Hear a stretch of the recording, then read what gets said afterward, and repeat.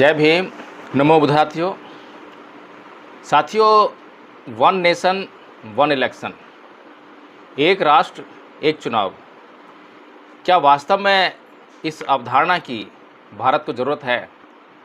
क्या वास्तव में जो प्रधानमंत्री मोदी भारत के लोगों को जो सपना दिखा रहे हैं, क्या वास्तव में उस सपने को देखे जाने की भारत के लोगों को आवश्यकता है? अगर वास्तव में ज़रूरत है तो निस्संदेह उस अवधारणा पर काम करना चाहिए, या फिर इस बात के पीछे नरेंद्र मोदी एंड कंपनी यानी कि आरएसएस की एक बहुत पुरानी साजिश है। जी हाँ साथियों, आज हम इस वीडियो में इन्हीं कुछ बातों पर चर्चा करेंगे और खोजने का प्रयास करेंगे कि आखिर प्रधानमंत्री मोदी के द्वारा भारत में जिस बात का प्रचार प्रसार किया जा रहा है उसके असली मायने क्या हैं और उसके पीछे जो है कौन सी वो गहरी साजिश है जिसको आरएसएस प्रधानमंत्री मोदी के जरिए अंजाम देना चाहती है। तो साथियों, इससे पहले कि इस वीडियो को हम शुरू करें, इस वीडियो को आप लाइक कीजिए, इस चैनल को आप जो है सब्सक्राइब कीजिए, क्योंकि मनुवादियों के बहुत सारे चैनल चल रहे हैं और उन चैनल्स पर मिलियंस में सब्सक्राइबर हैं। तो आप जानते ही हैं कि मनुवादी अपने चैनल्स के थ्रू जो है कौन सी बात का प्रचार प्रसार करते हैं। इस देश को बर्बाद करने के लिए, इस देश में हिंसा की अग्नि को प्रज्वलित करने के लिए, इस देश को सांप्रदायिकता का माहौल देने के लिए ये मनुवादी मीडिया, मनुवादी यूट्यूब चैनल कोई कोर कसर नहीं छोड़ते हैं। तो वे अगर कोई कोर कसर नहीं छोड़ते हैं ये सब नकारात्मक और देशद्रोही बातों को फैलाने में, उनका प्रचार करने में, तो बहुजन मीडिया, बहुजन लोगों का भी एक कर्तव्य है कि वे भी कोई कोर कसर ना छोड़ें उन सभी ऐसी बातों का विरोध करने में जो कि देश के विरुद्ध हैं, जो कि देश के लोगों के खिलाफ हैं। साथियों, 1951-52 से लेकर जब भारत में पहली बार आम चुनाव हुए, तब से लेकर 1967 तक लोकसभा चुनावों के साथ साथ राज्यों की विधानसभाओं के चुनाव भी हुआ करते थे। यानी कि जिस अवधारणा की बात प्रधानमंत्री मोदी कर रहे हैं वह संविधान के लागू होने के बाद एक स्वाभाविक क्रिया थी, लोकतंत्र की एक स्वाभाविक क्रिया। लोकतंत्र में कभी भी इस बात की मांग नहीं की जाती है कि वन नेशन वन इलेक्शन, ये एक मजबूरी वाली बात होती है। यानी कि जब 1967 में पहली बार देश में कुछ विधानसभाएं समय से पहले भंग हो गईं, तब ये जो सिलसिला था ये टूट गया, नहीं तो वन नेशन वन इलेक्शन ही चल रहा था। यानी कि समय और परिस्थितियों के हिसाब से बदलाव हुआ और उसमें अपने आप से वो चेंज देखने को मिला। अब प्रधानमंत्री मोदी इस बात पर बहुत बढ़ चढ़कर जोर दे रहे हैं कि वन नेशन वन इलेक्शन। अब इस बात के लिए प्रधानमंत्री मोदी जी क्या क्या कारण बता रहे हैं, क्या क्या वजह बता रहे हैं, उनको भी हमें जान लेना चाहिए। पहली वजह जो प्रधानमंत्री मोदी ने बताई है वो यह है कि सरकार का इस चुनावी प्रक्रिया में बहुत बड़े पैमाने पर धन खर्च होता है। दूसरी वजह बताई है कि एक लंबे समय तक चुनाव प्रक्रिया में जो चुनाव अधिकारी होते हैं उनको संलग्न रहना पड़ता है, जिससे कि उनके पास जो नेचुरल काम है, जैसे कि आप देखते होंगे कि चुनाव के दौरान जो स्कूलों के जो टीचर्स होते हैं उनको चुनाव संपन्न कराने की जिम्मेदारी दी जाती है, तो वो वहाँ पर एंगेज हो जाते हैं। तो टीचर्स की जो पहली ड्यूटी है वो है छात्रों को पढ़ाना, लेकिन उस दौरान जो है उनको वह काम छोड़कर और चुनावी प्रक्रिया को संपन्न कराना पड़ता है। और तीसरी वजह जो प्रधानमंत्री मोदी जी दे रहे हैं वो यह है कि जब चुनाव आचार संहिता लागू हो जाती है तो उस दौरान विकास संबंधी बहुत सारे काम पेंडिंग हो जाते हैं। तो ये जो तीन आधार जो है आदरणीय प्रधानमंत्री मोदी जी ने वन नेशन वन इलेक्शन के लिए प्रस्तुत किए हैं, अगर इनकी हम जांच करना चाहें तो हम पाते हैं कि जो खर्च संबंधी बात है, तो जब संविधान लागू हुआ था उस समय जो भारत की आय थी, भारत की आय के जो साधन थे वो बहुत कम थे। उनके मुकाबले अगर आज हम बात करें तो आज भारत के पास ऐसी कोई समस्या नज़र नहीं आती है। दूसरी बात, अनाप शनाप बातों में जो खर्च किया जाता है, नरेंद्र मोदी जो अपनी ड्रेस पर ही लाखों रुपया करोड़ों रुपया खर्च कर देते हैं, अपनी हवाई यात्राओं में, अपनी चुनावी जनसभाओं में, और न जाने किन किन मदों पर जिनकी हमें जानकारी भी नहीं है, उनमें लाखों करोड़ों रुपया जो है व्यर्थ में खर्च कर देते हैं। वो सारा सरकारी पैसा होता है। इसी तरीके से जो दूसरा कारण बताया है नरेंद्र मोदी जी ने कि बहुत लंबे समय तक जो सरकारी कर्मचारी होते हैं वो अपने मूल कर्तव्य से, मूल कार्य से विचलित हो जाते हैं, अलग हो जाते हैं। तो साथियों, इसके लिए सरकार को अलग से व्यवस्था करनी चाहिए। और जब आप ठेकेदारी प्रथा के आधार पर आप बहुत सारे कार्यों को अंजाम दे सकते हैं, आप सफाई के काम को ठेकेदारों के द्वारा करवा सकते हैं, आप सड़कों का निर्माण हो, आप इमारतों का निर्माण हो, ये सारे कार्य जो कि सरकारी कार्य हैं, इनको भी ठेकेदारी के तहत आप करवा सकते हैं। आप जो छात्रों के जो एग्ज़ाम हैं उनको लेने के लिए भी आप अगर प्राइवेट एजेंसियों को ठेकेदारी देकर इंगेज कर सकते हैं, तो चुनाव कराने के लिए भी आप ऐसा ही कोई विकल्प देख सकते हैं। यानी कि ये हमें सरसरी तौर पर केवल एक बहाना ही दिखाई दे रहा है और बहाने के अलावा कुछ दिखाई नहीं दे रहा।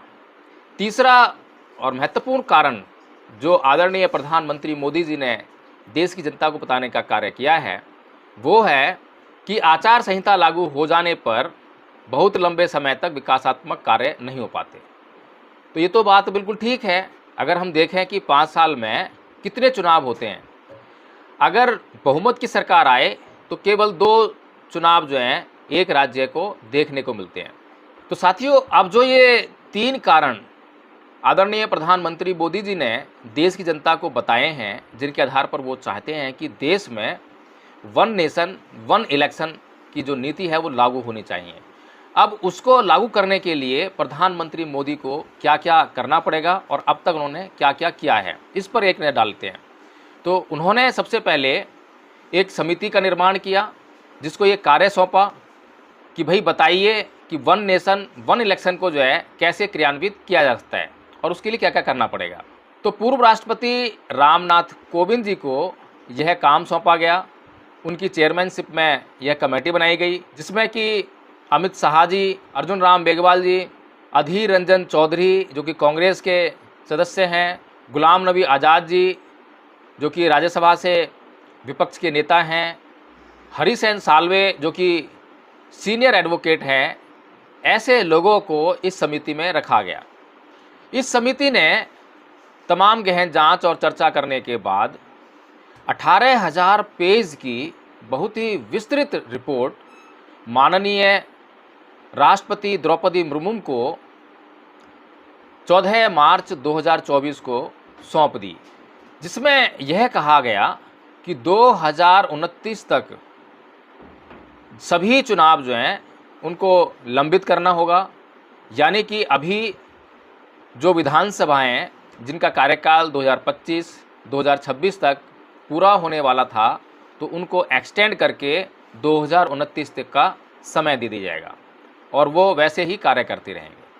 तो या तो उनको आगे एक्सटेंड कर दिया जाए या फिर दूसरी व्यवस्था जो भारत के संविधान में है वो ये है कि इस राष्ट्रपति शासन लगाकर 2029 तक राष्ट्रपति शासन के द्वारा उन राज्यों का जो कार्य है उसको संचालन किया जाए। तो जो दूसरी व्यवस्था है राष्ट्रपति शासन की, तो उसके लिए तो व्यवस्था संविधान में है, लेकिन जो पहली व्यवस्था कि उनको एक्सटेंड कर दिया जाए 2029 को, ये संविधान के भीतर ना तो कोई व्यवस्था है, ना ही किसी लोकतांत्रिक प्रक्रिया के तहत ये व्यवस्था आती है। और लोकतंत्र का जो सिद्धांत है, इस बात के लिए कभी भी इसको मंजूरी नहीं दे सकता है। ये सर्वदा लोकतंत्र के सिद्धांत के खिलाफ बात है। 1 नेशन 1 इलेक्शन के जुमले को अमली जामा पहनाने के लिए संविधान में कुल 18 संशोधन करने पड़ेंगे। अनुच्छेद 83 जो कि दोनों सदनों की जो अवधि है उसके संबंध में है। अनुच्छेद 172 जो कि राज्य के विधानसभाओं की अवधि के संबंध में है। अनुच्छेद 324A जो कि पंचायत और निकायों के जो चुनाव हैं उनके संबंध में है। और अनुच्छेद 325 जिसके तहत राज्य चुनाव आयोगों की मदद से एक सामान्य मतदाता सूची और मतदाता पहचान पत्र बनाने के लिए भारत के चुनाव आयोग को सशक्त बनाने से संबंधित है। तो इन कुछ अनुच्छेदों में संशोधन करने के बाद ही इस जुमले को अमली जामा पहनाए जाने की संभावना है। इस दौरान जनता से जो प्रतिक्रियाएं मांगी गईं, हालांकि जनता इस पर प्रतिक्रिया दे, इसका कोई प्रचार प्रसार अच्छी भली भांति तरीके से नहीं किया गया, फिर भी 21,558 प्रतिक्रियाएं सरकार को प्राप्त हुई, जिसमें से 81% जो प्रतिक्रियाएं हैं वो इस प्रस्ताव के पक्ष में हैं। अब आप समझ सकते हैं कि जहां पर 1 अरब 50 करोड़ लोगों की आबादी हो जिस देश में, उसमें केवल 21,558 प्रतिक्रियाएं भारत सरकार को इस मुद्दे पर प्राप्त हुई हैं। तो मुझे कुछ कहने की आवश्यकता नहीं है, बल्कि आपको कुछ सोचने की आवश्यकता है कि क्या वास्तव में सरकार ने ईमानदारी से इस प्रस्ताव पर, इस बिल पर लोगों से प्रतिक्रियाएं मांगी हैं? क्या वास्तव में उन प्रतिक्रियाओं को ईमानदारी से नोट किया गया है? अगर सरकार जो है ईमानदारी से लोगों से प्रतिक्रियाएं नहीं मांग रही है, तो क्या इसके पीछे किसी षड्यंत्र की बू आपको नहीं आती है? ये सभी सवाल जो है आपको करने चाहिए, आपको सोचने चाहिए और आपको इसका बहुत ज़ोर शोर से प्रचार प्रसार भी करना चाहिए। 2024 के जो लोकसभा चुनाव हुए, वहाँ पर एनडीए को और भाजपा को बहुत भारी नुकसान उठाना पड़ा है और यही हार की संभावना अन्य राज्यों में, जहाँ पर भाजपा की फुल फ्लैज सरकार है, भाजपा और एनडीए की फुल फ्लैज सरकार है, वहाँ पर भी यही संभावना अब भाजपा को दिखाई दे रही है। तो क्या इस संभावना को नकारने के लिए, इस संभावना से बचने के लिए देश के प्रधानमंत्री मोदी राज्य की विधानसभाओं को 2029 तक उनका कार्यकाल बढ़ाने पर जोर दे रहे हैं? ऐसा चाहते हैं मुझे? कई विपक्षी दलों ने इस योजना का बहुत विरोध किया है और उनका कहना है कि भारत के कई क्षेत्रीय दलों को इसका नुकसान सहना पड़ेगा। कई छोटे क्षेत्रीय विपक्षी दलों ने इस कदम को मोदी की हिंदू दक्षिणपंथी भारतीय जनता पार्टी द्वारा वर्तमान संघीय शासन प्रणाली को ख़त्म करके राष्ट्रपति प्रणाली की सरकार की ओर बढ़ने और देश को बहुदलीय लोकतंत्र से एक में बदलने का प्रयास बताया है। अभी इस पर और आगे चर्चा करेंगे। षड्यंत्र की जो बू आ रही है, उस षड्यंत्र को जानने का प्रयास, पहचानने का कार्य करेंगे। विपक्षी दलों ने यह भी कहा है कि इस कदम से जनता के प्रति सरकार की जवाबदेही कम हो जाएगी। बहुत महत्वपूर्ण बात है ये कि अगर 5 साल में केवल एक बार चुनाव होंगे तो सरकार को ज़्यादा माथा कपच्ची नहीं करनी पड़ेगी, जो भी घोटाले करने हैं वो एक बार में कर लेगी। भारतीय राष्ट्रीय कांग्रेस ने चुटकी लेते हुए कहा कि मोदी इस प्रस्ताव के जरिए एक राष्ट्र कोई चुनाव नहीं के परिदृश्य की तैयारी कर रहे हैं। जो समिति इस बिल के लिए बनाई गई, उसको एक धोखा बताते हुए जो समिति के सदस्य हैं चौधरी साहब, उन्होंने कहा कि समिति का वह हिस्सा ही नहीं थे, यह दिखावा मात्र था। केवल जो निष्कर्ष निकलेगा उसकी आपको गारंटी देनी है कि हाँ ऐसा होना चाहिए, इसके अलावा और कुछ नहीं है। कांग्रेस नेता पी चिदम्बरम ने कहा कि सरकार कठपुतली समिति की नियुक्ति के साथ प्रक्रिया में तेजी ला रही है। उन्होंने कहा कि राष्ट्रीय और राज्य चुनावों को मिलाकर भाजपा को लोकसभा चुनाव 2/3 बहुमत से जीतने और संविधान में ज़मीनी स्तर पर व्यापक बदलावों को लागू करने के लिए पर्याप्त राज्यों में जीत हासिल करने की उम्मीद है। पूर्व कानून मंत्री कपिल सिब्बल ने कहा कि एक राष्ट्र एक चुनाव मोदी सरकार का पतन होगा। उन्होंने कहा कि मोदी सरकार आग से खेल रही है और वे न केवल अपने हाथ धोएंगे बल्कि सरकार को भी नष्ट कर देंगे। अब अगर मोदी जी की इस बात की थोड़ी सी हम जांच करना चाहें तो मोटे मोटे तौर पर ये बात बहुत अच्छी लगती है। देश का प्रत्येक नागरिक चाहेगा कि 5 साल में केवल एक ही बार चुनाव हो जाएं तो सरकारी खर्च जितना अधिक होता है उस पे लगाम लगेगी, बच जाएगा और वो जो है देश के विकासात्मक कार्यों में खर्च हो जाएगा। लेकिन चाहे जितना मर्जी आप व्यय बचा लीजिए, कभी भी बचाया हुआ पैसा देश के विकास कार्यों में लगता ही नहीं है। रुपए की कीमत डॉलर के मुकाबले लगातार गिरती जा रही है। जहां 2014 में रुपए की कीमत डॉलर के मुकाबले में लगभग 60 रुपया थी, आज वही कीमत लगभग 84 रुपया है। क्या इसकी वजह यही मोदी जी की जो बात है, क्या वही है? क्या मोदी जी की बात को मान लेने के बाद जो रुपए की कीमत है उसमें सुधार देखा जाएगा? लेकिन अगर हम एक और सैद्धांतिक बात की चर्चा करें कि एक राष्ट्र एक चुनाव, तो सबसे पहले जो एक राष्ट्र की बात मोदी जी कह रहे हैं कि क्या वास्तव में भारत एक राष्ट्र बन गया है? बिल्कुल नहीं।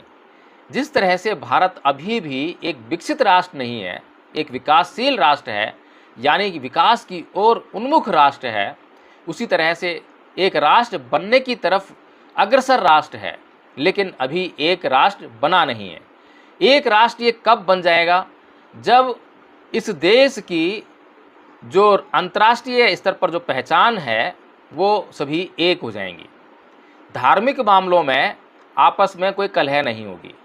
जातीय आधार पर जब इस राष्ट्र में कोई भेदभाव नहीं होगा, जब एक व्यक्ति को दी जाने वाली सहूलियतों का दूसरे लोग विरोध नहीं कर रहे होंगे, जब इस देश के सभी नागरिक आपस में मिलजुल कर भाईचारे के साथ बिना किसी कलह कलेश के रह रहे होंगे, तब कहा जाएगा कि भारत एक राष्ट्र है। अभी तो लगातार नरेंद्र मोदी जी ही ऐसी बातें करते हैं जिससे कि ये देश राष्ट्र की ओर ना बढ़कर बल्कि ये विभिन्न संप्रदायों में, जातियों में बटा रहे।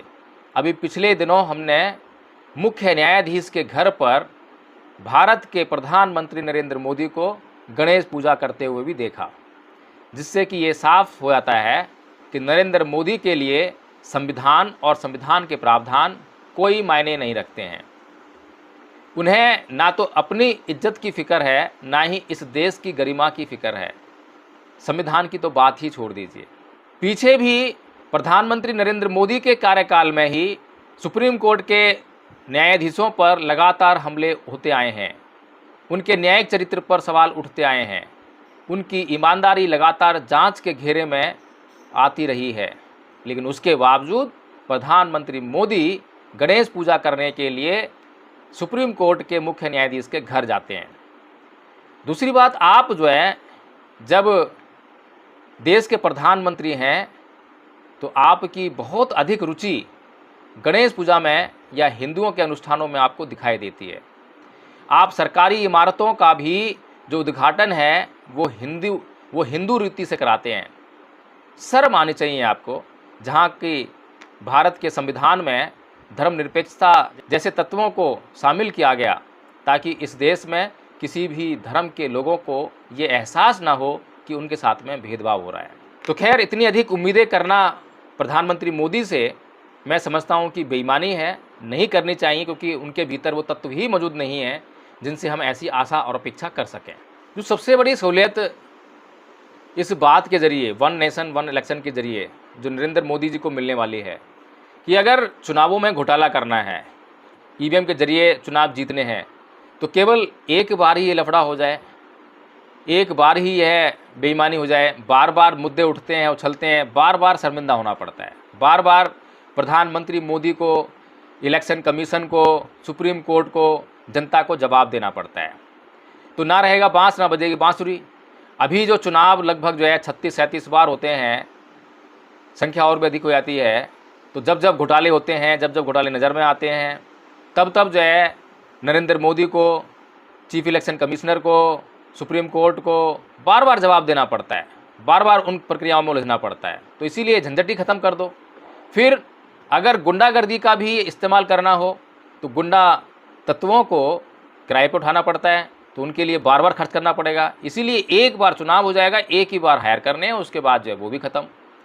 फिर अगर जनता को जो है प्रलोभन देकर उनका वोट खरीदना है, तब भी अगर बार बार चुनाव होंगे तो बार बार पैसे खर्च करने पड़ेंगे। इसीलिए साल में बस एक बार पैसा खर्च करना है, उसके बाद जो है उनकी सरकार। यानी कि कुल मिलाकर जिस षड्यंत्र की बू हमें आ रही है वो है राज व्यवस्था की तरफ ले जाने की।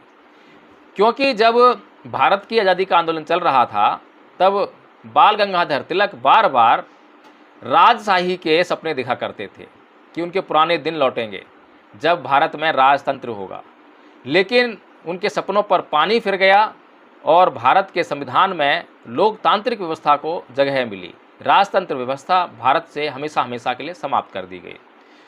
तो अब जो ये बातें हैं कि दूसरी जो पार्टियां हैं उनको एक तरह समाप्ति कर दीजिए। पार्टियों का अस्तित्व तब बना रहता है जब वे चुनावी प्रक्रिया में यदा कदा जीत हासिल करती रहें। अगर कोई पार्टी लगातार हारती रहेगी तो कहाँ से इतना मनोबल लाएगी, कहाँ से इतना जनबल लाएगी, कहाँ से इतना धनबल लाएगी। लेकिन एक पार्टी को थोड़ी सी भी सफलता मिलती है तो वह जिंदा रहती है। एक आदमी कहीं सीट जीत जाए तो वो पार्टी अस्तित्व में बने रहती है। तो नरेंद्र मोदी ना रहेगा बांस ना बजेगी बांसुरी। तो जो विपक्षी पार्टियां हैं उनको अगर समाप्त करना है तो केवल एक 5 साल का कार्यकाल जिसमें कि विपक्षी पार्टियों के पास कुछ ना रहे, ऐसा कुछ कर दें तो उसके बाद जो है बस देश में राजशाही एक ही दल की सरकार लगातार चलती रहेगी। कहने के लिए दिखाने के लिए इस देश में चुनाव होंगे, लेकिन उन चुनावों में आप सोचिए कि किस तरीके के चुनाव होंगे। उदाहरण देता हूँ, अभी भी भारत के संविधान में भारत के प्रत्येक नागरिक को चुनाव लड़ने की पूरी आज़ादी है। क्या आपको इस प्रावधान में आपको पूरी ईमानदारी दिखाई देती है? संविधान के अंदर जो व्यवस्था की गई है वो तो पूरी ईमानदारी से है, उसमें कोई गलत नहीं है। लेकिन अगर हम व्यवहारिकता की जांच करें तो चुनाव आयोग ने भी लगभग 15 लाख के आसपास विधानसभा चुनाव में खर्च करने की एक लिमिट बांध दी है, 15 लाख रुपए। अब बताइए, अगर हम 15 लाख को भी एक तय सीमा माने खर्च करने की, तो क्या एक आम आदमी, गरीब आदमी झुग्गी में रह रहा है, जिसके पास बहुत टैलेंट है, जिसके पास बहुत नॉलेज है, लेकिन पैसा नहीं है, जब वो चुनाव लड़ेगा तो क्या 15 लाख रुपए खर्च कर पाएगा? क्या 1 लाख रुपए भी खर्च कर पाएगा? वहीं पर दूसरा प्रत्याशी जो कि बीजेपी का होगा या कांग्रेस का होगा, तो उनके पास चुनाव लड़ने के लिए जहां करोड़ों रुपए लगाएंगे, तय सीमा छोड़ दीजिए, ये तो केवल जो है चुनाव आयोग को मूर्ख बनाने के लिए और चुनाव आयोग स्वयं मूर्ख बनने के लिए अपने आप उसने तय सीमा निर्धारित की है। लेकिन हमने करोड़ों रुपए का व्यय चुनावों में होते हुए देखा है, सभी लोग जानते हैं, आप भी जानते हैं। तो इसलिए जो संविधान के अंदर ईमानदारी भरा प्रावधान है कि किसी भी व्यक्ति को, चाहे वो गरीब हो चाहे वो अमीर हो, उसको चुनाव लड़ने का अधिकार है, उसको प्रधानमंत्री बनने का अधिकार है, उसको एमएलए एमपी बनने का अधिकार है। लेकिन ये बात बेईमानी साबित हो जाती है जब एक तरफ चुनाव आयोग जो है ये घोषणा कर देता है कि 15 लाख रुपए तक खर्च कर सकते हो। तो 15 लाख रुपए जो है भारत के प्रत्येक नागरिक को चुनाव आयोग नहीं देता है कि खर्च करने के लिए, या प्रत्येक प्रत्याशी को जो है जैसे ही उसका नॉमिनेशन हो जाए और चुनाव आयोग या भारत सरकार जो है उसको 15 लाख रुपए उसका अकाउंट डाल दे कि लीजिए आपको इससे चुनाव लड़ना है। ऐसा नहीं करती है। अगर ऐसा नहीं करती है तो इसका मतलब ये है कि जहाँ जनता जो है कई आधारों पर जाकर वोट करती है, जाति के नाम पर वोट करती है, धर्म के नाम पर वोट करती है, मीडिया में देखकर वोट करती है, अनेकों प्रलोभन से वोट करती है, वहाँ पर आप कभी भी अपनी जीत की उम्मीद नहीं कर सकते हैं। और जब आप जीतेंगे नहीं तो चुनाव लड़ेंगे किस लिए? आप अपना समय नष्ट करने के लिए, अपनी एनर्जी नष्ट करने के लिए चुनाव लड़ेंगे। एक चुनाव लड़ेंगे, 2 चुनाव लड़ेंगे, प्रयास करेंगे कि भारत में लोकतंत्र है, भारत में संविधान है, मैं भी प्रधानमंत्री बन सकता हूँ, मैं भी एमएलए बन सकता हूँ, लेकिन उसके बाद आप थक हार कर घर बैठ जाएंगे। तो साथियों, प्रधानमंत्री मोदी जो कि आरएसएस की कठपुतली हैं और आरएसएस की एक ही सोच कि ये संविधान उनको मंजूर नहीं है क्योंकि इसमें राजशाही नहीं है, इसमें लोकतंत्र है। और राजशाही नहीं है तो उनकी जो हिंदू धर्म की जो वर्ण व्यवस्था है उसको वे लागू नहीं कर पा रहे हैं। लोकतंत्र में कैसे लागू हो पाएगी? किसी को भी चुनाव लड़ने का अधिकार है, जबकि उनकी वर्ण व्यवस्था में तो केवल क्षत्रिय ही चुनाव लड़ना चाहिए और ब्राह्मण उसका परामर्शदाता होना चाहिए।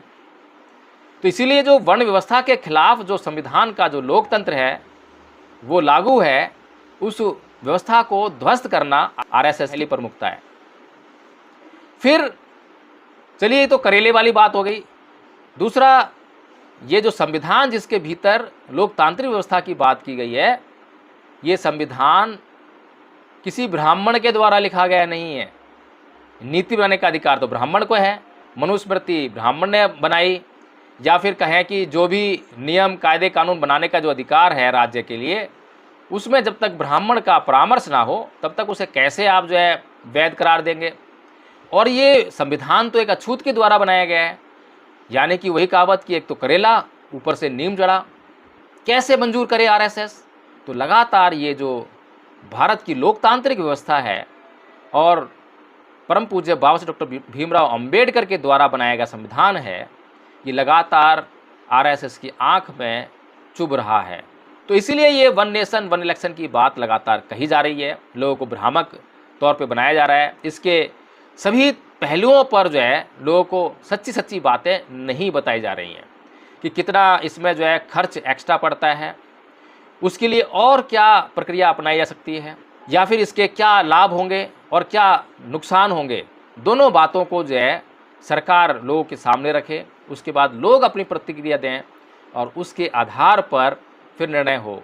वैसे तो भारत के संविधान में इस बात का कोई प्रावधान नहीं है, इसकी कोई चर्चा ही नहीं है, वन नेशन वन इलेक्शन। ऐसा नहीं है कि भारत के संविधान रचयिता, भारत की संविधान समिति इस बात को जानती नहीं होगी या इस बात पर गौर नहीं किया होगा, लेकिन क्योंकि ये प्रैक्टिकली पॉसिबल नहीं है, इसीलिए उन्होंने जो है एक स्वतंत्र पक्ष रखा इसमें कि लोकसभा के इलेक्शन जब जरूरत होगी जब होंगे, संविधान के प्रावधानों के अधीन होंगे। इसी तरह से राज्यों में जब इलेक्शनों की ज़रूरत होगी तब वहाँ पर इलेक्शन होंगे।